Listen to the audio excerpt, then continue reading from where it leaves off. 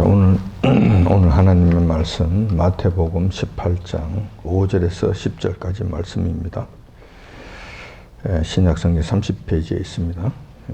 마태복음 18장 5절에서 10절까지 말씀. 차이신 줄 알고 제가 받들어 봉독하겠습니다. 또 누구든지 내 이름으로 이런 어린아이 하나를 영접하면 곧 나를 영접함이니 누구든지 나를 믿는 이 소자 중 하나를 실족해 하면 차라리 연자 맷돌을 그 목에 달리우고 깊은 바다에 빠뜨리우는 것이 나으니라. 실족해 하는 일이 있음을 인하여 세상에 화가 있도다. 실족해 하는 일이 없을 수 없으나 실족해 하는 그 사람에게는 화가 있도다.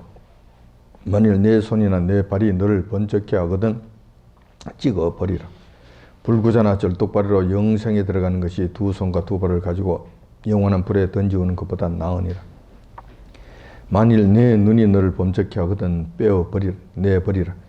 한 눈으로 영생에 들어가는 것이 두 눈을 가지고 지옥불에 던지오는 것보다 나으니라. 삼가 이 소자 중에 하나도 없인 여기지 말라. 너희에게 말하노니 저희 천사들이 하늘에서 하늘에 계신 내 아버지의 얼굴을 항상 배움느니라. 아멘. 오늘 본 말씀을 중심으로 해서 실족케 하는 일을 주의하자 제목으로 말씀을 나누고자 합니다. 우리는 이 세상을 살면서 인간관계 속에서 발생하는 여러 가지 갈등으로 힘들어하는 경우가 많습니다. 이런 현상은 세상 사람들뿐만 아니라 정도의 차이는 있지만 신앙생활을 하는 성도들 간에도 동일하게 나타나는 현상들입니다. 이런 현상들을 가만히 주시보면 한 가지 특징적인 것이 있습니다. 다름이 아니라 이구동성으로 내가 상처를 받았다는 억울함입니다. 이 상처라고 하는 것은 이웃과의 관계 속에서 일어나는 일들입니다. 그렇다면 반드시 이 상처라는 문제는 대상이 있을 것이고 그 대상이 있다면 상처를 받을 확률은 50% 정도가 됩니다. 상처를 줄 확률 50%, 상처를 받을 확률 50%, 비교적 그 정도 된다는 것이죠. 그런데 만나서 이야기를 들어보면 내가 상처를 주었다는 말을 하는 사람은 한 사람도 들어보지를 못했습니다. 대부분이 내가 상대방 때문에 상처를 받았다고 소리치는 것입니다. 그래서 내가 억울하다고. 그런 이야기들로 점철되는 것을 보게 됩니다. 천성을 향해 걸어가는 성도들에게 있어서도 상처를 주는 일은 있습니다. 그러므로 그 일은 조심해야 한다는 것입니다. 왜냐하면 자칫 상처를 주는 일은 세상 사람들하고 다른 큰 결과로 이어지기 때문에 그렇습니다. 그 상처가 상대방을 실족해 하는 것으로 이어질 수 있기 때문에 그렇습니다. 성경적 가르침에 의하면 이웃을 실족해 하는 행위를 한다면 이거는 정말 큰 일이라고 가르쳐 주십니다. 그러므로 그 일을 엄격하게 금지하고 있는 것입니다. 따라서 오늘은 주님께서 친히 말씀해 주신 그 실족해 하는 일에 대해서 한번 말씀을 나누어 보고자 합니다. 예수님께서 변화산에서 모세와 엘리야의 시중을 드시는 가운데 아주 중대한 회의를 하십니다. 그러신 다음에 그 일을 마치시고 가버나움으로 돌아오십니다. 예수님께서는 가버나움을 중심으로 복음 전파 사역을 하는데 그 가운데 12 제자들도 같이 따라다녔습니다. 그런데 그 가버나움에서 복음 전파 사역을 할 때 그 12 제자들 가운데 논쟁이 하나 벌어졌습니다. 그 논쟁의 내용은 이런 것이었습니다. 천국에 가면 누가 큰 자가 되느냐 하는 그런 내용이었습니다.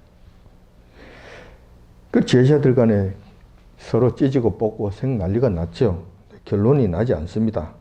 그러니까 이 문제를 예수님께로 가져가게 됩니다. 그런 다음 예수님께 이 문제를 문의합니다. 예수님, 주님 천국에서는 누가 가장 큰 자가 됩니까? 어떤 자가 가장 큰 자가 되죠?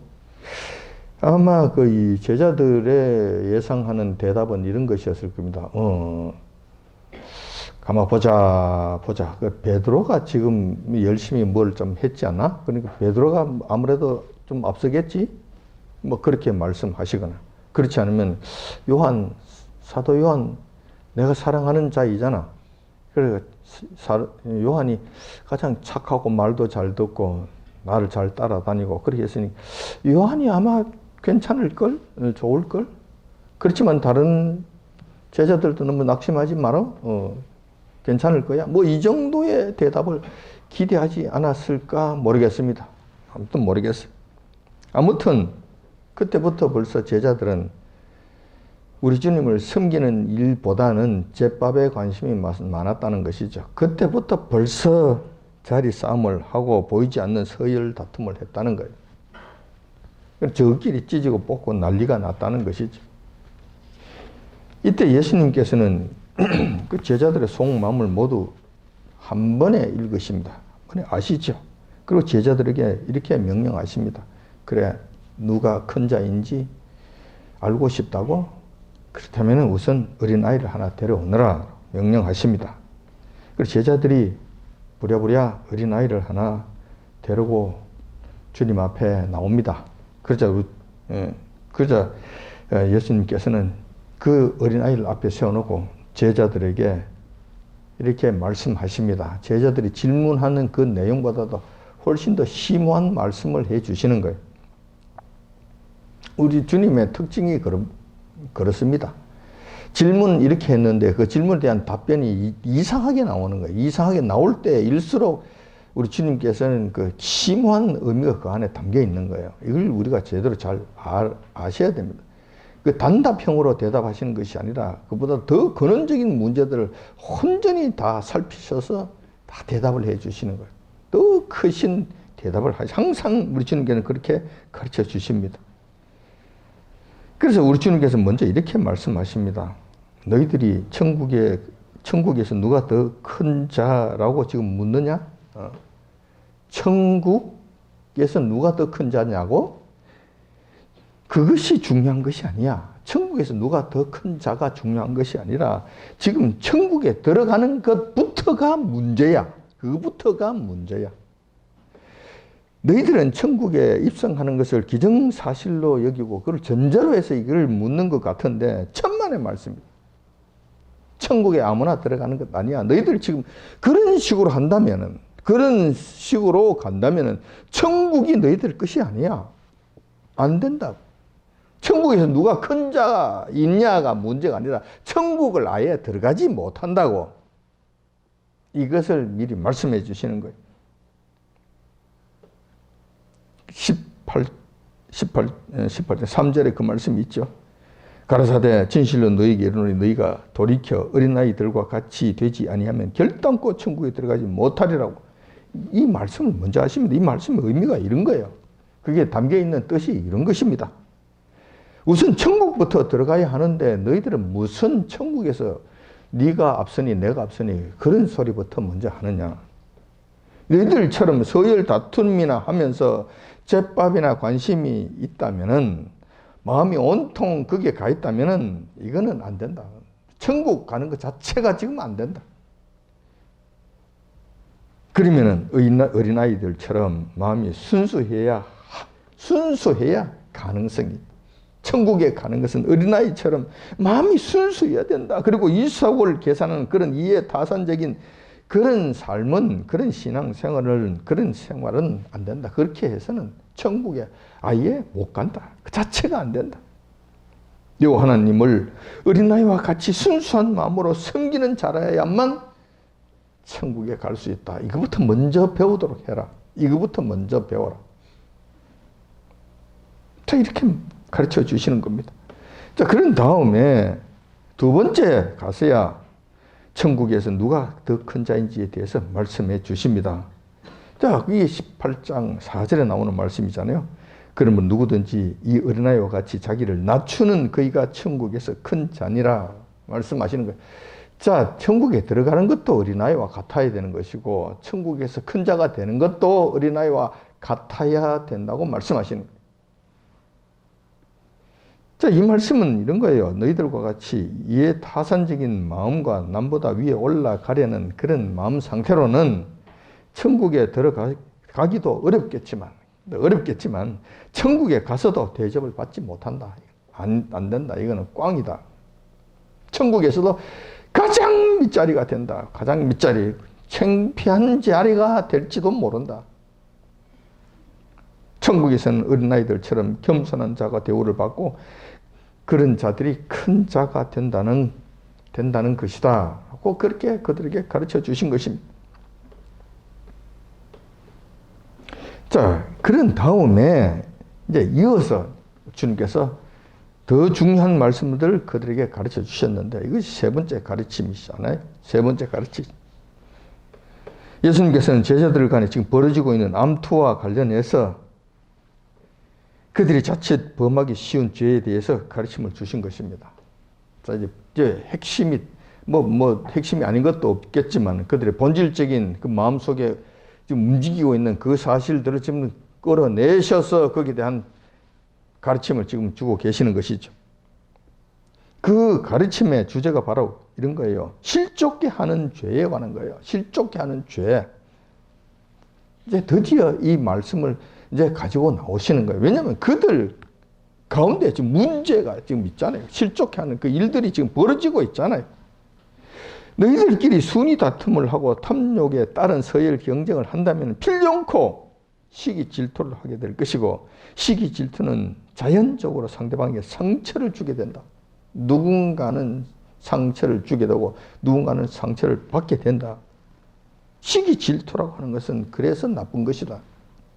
그 상처가 커지게 되면 너희들 중에 누군가는 실족하게 되어서 그의 인생 자체를 무너뜨리는 결과를 가져오게 된다. 그러시면서 그들 앞에 서 있는 어린 소자를 가리키시면서 누구든지 이 어린 소자 한 사람이라도 실족해 하면 그에 따른 책임과 대가는 심각하다고 말씀해 주시는 것입니다. 얼마나 그 대가가 심각한 거냐 하면은 차라리 연자 맷돌을 목에 걸고 바다에 던져지는 것이 더 낫다. 그만큼 그의 그런 일들은 심각한 죄에 해당된다라고 말씀하셨던 것입니다. 연자 맷돌을 달고 바닷물에 빠진다? 예, 바닷물 깊숙이 던져버리면 그 사람이 살아날 수 있습니까? 물론 구명정이 간다든가 이런 거 말고 그런 것 없이 그냥 바닷속에 던져버리면 그 사람이 살아날 수 있는 가능성은 없습니다. 죽습니다. 그런데 거기다 연자 맷돌까지 목에 걸고 바다에 던져버린다? 연자 맷돌이 장난입니까? 아시다시피 소가 그냥 말이나 소가 그냥 그게 끄는 거잖아요. 그러니까 맷돌 큰 돌을 굴리는 거잖아요. 이렇게 이 큰 돌, 사람이 들 수도 없는 그 큰 돌을 목에 걸고 물에 빠진다. 자, 이게 어떻게 되는 거예요, 이건 확인 사살이잖아요. 확실하게 죽는데 더 확실하게 죽게 만들어 보신다는 거예요. 이것보다도 더 못하다. 더 큰 죄다라고 말씀하시는, 그러니까 실족해 하는 죄가 얼마나 큰 것인지 지금 말씀하시는 거예요. 근데 그 실족해 하는 대상이 어린 아이 하나, 어린 자 한 사람에게 하는 것이 이렇게 크다는 거예요. 즉 어린 소자 한 명을 실족해 하는 것도 이와 같이 중대한 문제인데 하물며 너희들 간에 서로 다투고 서로 싸우고 시기하고 질투하고 이 난리를 침으로 인해서 너희들 중에 단 한 사람이라도 실족해 된다면 얼마나 더 큰 벌이 기다리겠냐라는 것입니다. 이것을 지금 은연중에 가르쳐 주시는 거예요. 여기서 핵심 단어는 실족한다는 말이에요. 이게 핵심 단어입니다. 그 실족해 한다는 말의 그 원어를 찾아보니까 스캔달론입니다. 스캔달론의 의미는 원래 걸림돌을 이야기합니다. 그러니까 길가에 툭 불고 올라온 이 돌을 이걸 의미하는 거예요. 가다가 자기도 모르게 탁 치면은 그 걸리면은 넘어지는 거예요. 사람이. 자, 여기에서 이게 이 말에서 넘어지게 하다, 실족게 하다는 의미가 파생된 것입니다. 그래서 우리나라 말 실족해 하다는 이 말은 아주 잘 번역된 말이라고 생각이 됩니다. 실족한다라는 것은 발을 헛디뎌서 넘어지는 것을 의미하는 것이잖아요. 그래서 이 본문의 말씀하고 아주 잘 표현되어 있는 말씀이라고 제가 생각하는 것입니다. 그래서 이 말의 스캔달론이라는 이 말에서부터 여러분들이 잘 아시는 영어 단어 스캔달이 나온 거예요. 스캔달. 이 스캔달 하면은 여러분들이 좋지 않은 풍문 뭐 이런 것으로 생각하기 쉬운데 원래는 그걸로 인해서 실족하는 거예요. 넘어지는 거예요. 정치인이 옷을 벗는 일이 생기는 거예요. 그래서 스캔달이라는 말이 용어가 그렇게 해서 나오게 된 거예요. 자, 여기서 그러면은 이제 중요한 문제가 한 가지 봉착하게 됩니다. 어떻게 하는 것이 실족해 하는 것인가? 어린 아이를 실족해 하면은 이게 큰일 난다는 것이죠. 그런데 어떻게 구체적으로 어떻게 하는 것이 실족해 하는 것인가? 자, 이것은 이 부분은 18장 10절에 그 말씀이 좀 암시되어 나옵니다. 삼가 이 소자 중에 하나라도 업신여기지 말라. 업신여기지 말라라는. 여기서 소자는 어린 소년을 우선적으로 이야기합니다. 어린 소년, 아주 어린 소년을 이야기하는 것입니다. 하지만 이 말씀을 확대해 본다면은 성도들 간의 관계 속에서 본다면은 믿음이 연약한 지체들을 의미하기도 합니다. 믿음이 미천해서 어린아이와 같은 수준에 있는 자들, 그러니까 자칫 잘못하면은 그 실족하기 쉽고 깨어지기 쉽고 넘어지기 쉽고 상처받기 쉬운 그런 심령들을 의미합니다. 처음 교회에 나와서 신앙생활을 하고자 하는 그런 자들은 우리가 정말로 혹여나 본의 아니게 상처를 받지 않을까 해서 어린아이 다루듯이 정말 잘 다뤄줘야 돼요. 정말 잘 보살펴줘요. 어린아이를, 젖먹이 어린아이를 함부로 대하는 부모가 어디 있겠습니까? 함부로 대하는 이웃이 어디 있겠습니까? 그런 자들은 야단 맞겠죠. 욕을 먹겠죠.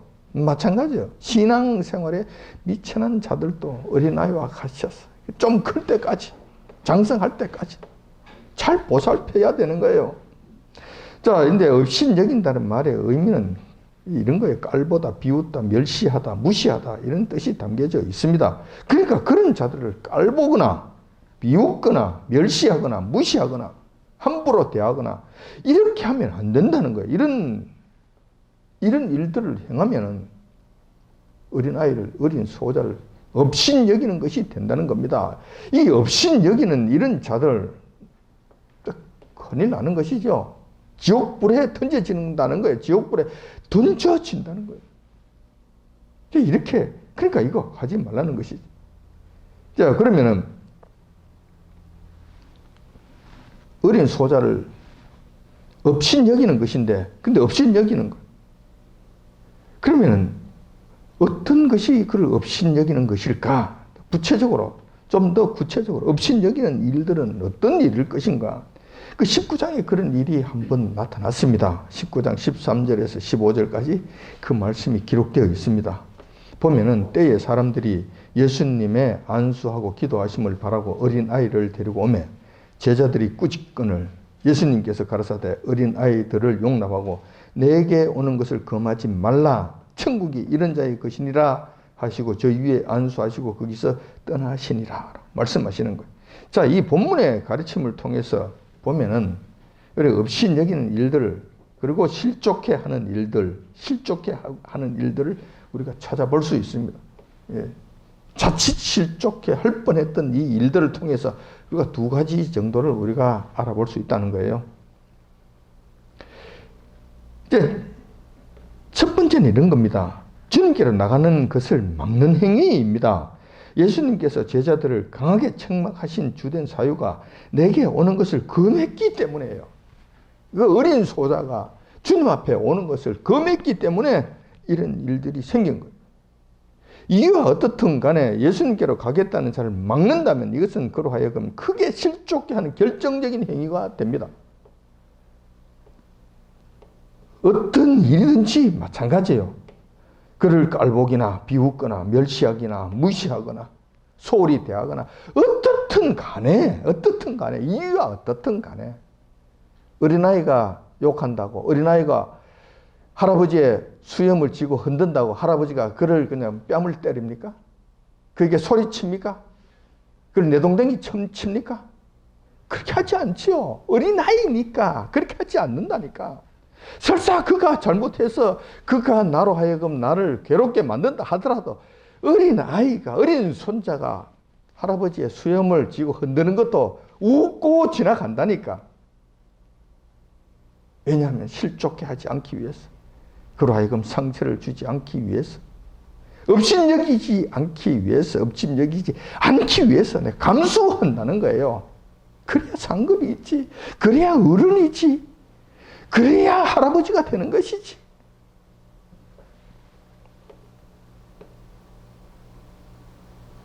어떻든 간에 이유 없습니다. 여기에는 이유가 없습니다. 어린 소자가 주님 앞에 나가겠다고 하는 데 있어서 그건 이유가 없습니다. 이거는 그것을 막는다면 이거는 안 된다는 거예요. 크게 실족해 한다는 거예요. 실족해 하는 결정적인 행위가 된다는 것입니다. 이에 대한 죄가는 연자 맷돌을 목에 걸고 바다에 던져질 만큼 큰 화를 당하게 된다는 것입니다. 그렇다면 반대로 생각해 볼 수 있습니다. 즉 주님께로 더 가까이 나아갈 수 있도록 독려하고 도와준다면 어떻게 될까? 이거는 정말로 이런 말할 수 없이 큰 영광이 되겠죠.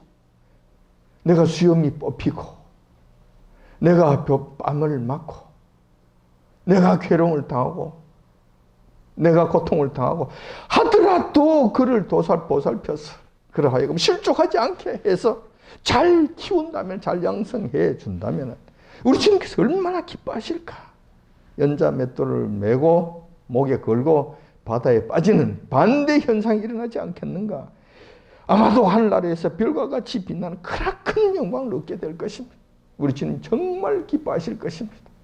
그래, 과연 너는 내 제자구나, 내 백성이구나, 너는 내 새끼구나, 너는 과연 내 새끼야, 나를 닮은 내 새끼라고 말씀해 주지 않으시겠냐는 겁니다. 두 번째로 우리 실족해 하는 일이 있습니다. 어린아이를 용납하고 내게 오는 것을 금하지 말라고 말씀하셨잖아요. 자, 그러니까 그 두 번째는 그래요. 천국이 그런 자의 것이라고 말씀하시면서 그 말씀하셨잖아요. 두 번째는 상대방으로 하여금 낙심케 하는 것입니다. 그 당시 예수님께로 나아가려고 했던 그 자는 어린 소자의 평범한 부모였을 것입니다. 그들이 주님께 나아간다는 것은 결코 쉬운 일이 아니었을 것입니다. 우선 그 평범한 부모는 그 어린 소자가, 어린아이가 자기 혼자서는 못 가잖아요. 그러니까 부모가 데리고 가지 않고는 못 가요. 근데 가슴에 안고 안수해 줄 어린아이야, 갓난 아기였다는 이야기지. 그렇다면 그 부모가 아기를 안고 갔을 거란 말이에요. 그러면 1차적으로 그때는 그 부모가 하루에 일을 벌여야 돼요. 평범한 사람들이 그때 당시에 무슨 돈이 있었겠습니까? 넉넉한 것이 있었겠습니까? 뭐가 있었겠어요? 하루 일을 하지 않는다는 것은 그들을 하여금 자칫 하루 먹지 못할 수 있다는 그 위험이 도사리는 거예요. 그런데 그것을 전부 다 물리치고 지금 아기를 안고 주님께로 간 것이잖아요. 자칫 그 사람들은 하루 음식을 먹지 못할 수 있어요? 한 끼 먹지 못할 수도 있고 하루 종일 먹지도 못할 수가 있을 거예요. 하루에 일을 못하기 때문에. 이것을 전부 다 버리고 주님 앞에 나가는 거예요. 그런데 그가 주님 계시는 그 무리 속으로 간다고 해서 누가 그에게 자동적으로 그 가라고 길을 열어줍니까? 가십시오. 누가 길을 열어주고 그렇게 합니까? 그때는 사람들이 많이 몰려 있었잖아요. 평범한 서민인데 그 어린아이의 부모에게 그 군중들이 뭐가 잘났다고, 뭐가 대단하다고 그에게 길을 열어주겠냔 말이에요. 안 하겠지. 둘로 겹겹이 쌓여서 그걸로 하여금 길을 내주지 않겠지. 그런데 그 어린아이를 안고 주님께로 나아간다는 그 자체가, 군중을 뚫고 나간다는 자체도 쉽지 않았을 것이다. 상당히 힘겨운 일이 있었을 것입니다. 길 좀 열어주세요. 좀 봅시다 하면 이 사람이 왜 이래? 이거 우리도 본다고. 엿장수 그때 옛날에 그 뭐 엿장수도 있고 또 어떤 때는 뭐 약장수도 있었잖아요. 막 풍알 울리고 막 하면 사람들이 겹겹이 쌓여서 뭐 보려고 그러는데 그 뚫고 들어가는 게 힘들잖아요. 근데 아기를 데리고 가려고 하니 못 가도록 했겠지. 왜 이래 이거? 여러분 저러 가라고 뭐 안 이랬겠습니까? 근데 아무튼 이런 과정을 겪으면서 힘겹게 주님께로 갔잖아요. 주님 앞에까지 힘겹게 겨우 주님 앞에까지 갔잖아요. 그런데 주님 부근에까지 왔다고 해도 눈에 보이지 않는 장벽이 또 있었던 거예요. 그 마지막 장벽이 바로 제자들이었던 것입니다. 이들이 주님과 소자의 부모 사이에 가로막고 서서 못하게 막았던 거예요. 못하게 막았던 것입니다. 자, 이렇게 된 거예요. 이렇게 된 거라. 이렇게 해서 소자의 부모가 예수님 만나는 것을 마지막 부분에 가서 제자들에 의해서 거부당한다면 그 부모의 심정이 어떠하겠습니까? 아마 상당히 충격적이었을 것입니다. 만약에 이런 충격으로 인해서 낙심하고 그 낙심이 커져서 앞으로는 예수님께 다시는 다가가지 않겠다고 다짐해 버린다면 어떻게 되겠는가? 자칫 그 영혼이 멸망의 길로 들어가게 될 것이 아닌가? 만약에 그렇게 됐다면은 그 영혼을 실족해 한 그 책임을 어떻게 할 것인가? 우리 주님께서 여러 번 말씀하셨습니다. 에스겔서에서 그 말씀하셨는데 너희들이 내가 전하는 말씀을 전하지 않아서 만약에 그 백성들이 엉뚱한 길에서 죽임을 당하게 된다면 그 죽은 자의 피값을 내가 너에게 구하겠노라 찾겠노라고 말씀하신 한두 번 말씀하신 것이 아니에요. 말 한 번 전하는 말 안 전해서 말씀을 안 전해서 그런 일이 일어나도 그 피값을 내게 구하겠다고 말씀하셨는데 하물며 능동적으로 막아서 못 가게 내가 걸림돌이 되고 거침돌이 되어서 실족해 하는 일들을 했다면 얼마나 더 큰 죄가 그에게 임하겠냐는 것입니다. 주님께서 그냥 내버려 두시겠는가? 반드시 그 생명에 대한 대가를 그에게서 찾을 것이 아니겠는가? 어떻게 될 것이냐? 자, 그러므로 이런 두 가지 이상 주님께 가는 것을 막는 것과 또 그 일로 인해서 그 사람들이 낙심하고 실족해서 주님을 떠나버리는 이런 일들이 있다면 이거는 이웃을 실족해 하는 결정적인 일들이 될 것입니다. 예수님께서는 이어서 소자를 실족해 하면 안 되는 이유를 한 가지 더 말씀해 주셨습니다. 이거는 보너스겠죠? 보너스로 말씀해 주신 거예요. 자, 그 이유는 이런 거예요. 너희들은 저희 천사들이 하늘에 계신 내 아버지 얼굴을 항상 배옵느니라 라고 말씀해 주셨던 겁니다. 어린 소자라고 너희들 눈에는 화잔게 보이느냐? 우습게 보여? 적게 보여? 눈에 보이는 것이 없어? 너희들은 그럴지 모르지만 하나님께서는 그렇지 않아. 그 어린 소자 하나라도 어린아이 하나라도 하나님께서는 그 생명을 소중하게 여기고 수호천사를 보내셔서 그를 돌보시게 하시는 거야. 그 수호천사가 항상 그 소자를 곁에서 보고 그들 일어나는 일들을 날마다 하나님 앞에 가서 보고를 한단 말이야. 그런데 너희가 만약에 그를 실족해 해서 어린 소자로 하여금 넘어지게 한다면은 이 소식을 천사가 하나님 앞에 안전하게 보고하지 않겠는가? 소상히 보고 하나님 앞에 보고하지 않겠는가? 날마다 보고하지 않겠는가? 그렇게 된다면 너 어떻게 될 거야? 어쩔래? 하나님께 전부 다 사사건 전부 다 보고가 되어져 올라간다면 너 어떻게 할래? 이 책임을 어떻게 감당할래? 라고 말씀하시는 것입니다. 비록 우리는 작은 어린이라고 없인 여길지 모르지만 하나님께서는 결코 그렇지 않다는 것입니다. 그리고 그 수호천사는 날마다 그가 맡은 소자에게서 일어난 일들을 소상하게 하나님 존전으로 가서 보고하게 하신다는 것입니다. 따라서 누군가 어린 수호자를 실족해 하는 큰 사건이 발생한다면 그 수호천사는 여호와 하나님께 그 사실을 소상하게 보고하지 않을 수 없을 것이고, 그렇게 되면은 그에 대한 후풍이 생각보다도 크게 될 것이라고 가르쳐 주신 것입니다. 우리는 오늘 사회생활을 하면서 또한 신앙생활을 하면서 자칫 범하기 쉬운 실족해 하는 문제에 대해서 한번 살펴보았습니다. 생각보다도 쉽게 생각하고 이것은 그렇게 큰 일로 여기지 않은 것 같아요. 그렇지만 우리가 이 문제를 조금만 생각해 보면 생각보다도 큰 문제라는 것을 알 수가 있습니다. 우선 우리 주님께서는 실족해 하는 행위를 이유 여하를 불문하고 엄격하게 금지하셨습니다. 이유 없습니다. 여기에는 항상 큰 자가 손해를 봐야 돼요. 큰 자가. 어쩔 수 없어요. 믿음이 더 큰 자가 손해봐야 됩니다. 그리고 먼저 믿은 자들이 참아야 됩니다.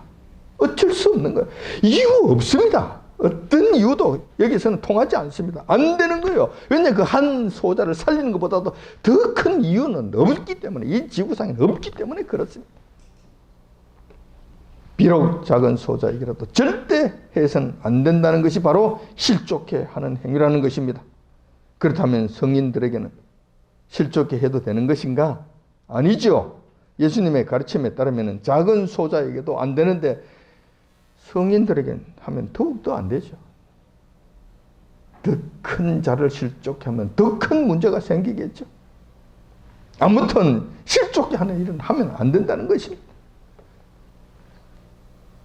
이때 성인이라고 하는 것은 신앙의 공동체 속에서 우리가 믿음의 연약한 지체를 의미한다고 보면 될 것입니다. 몸은 다 컸는데 어린아이는 아닌데 믿음의 상태는 지금 어린아이와 같은 이런 자들을 의미한다고 보시면 되겠습니다. 실족해 하는 구체적인 행동으로는 우선 주님께로 나아가겠다는 것을 방해하는 모든 행위나 은행이 될 것입니다. 그 어떤 것도 이것은 용납되지 않습니다.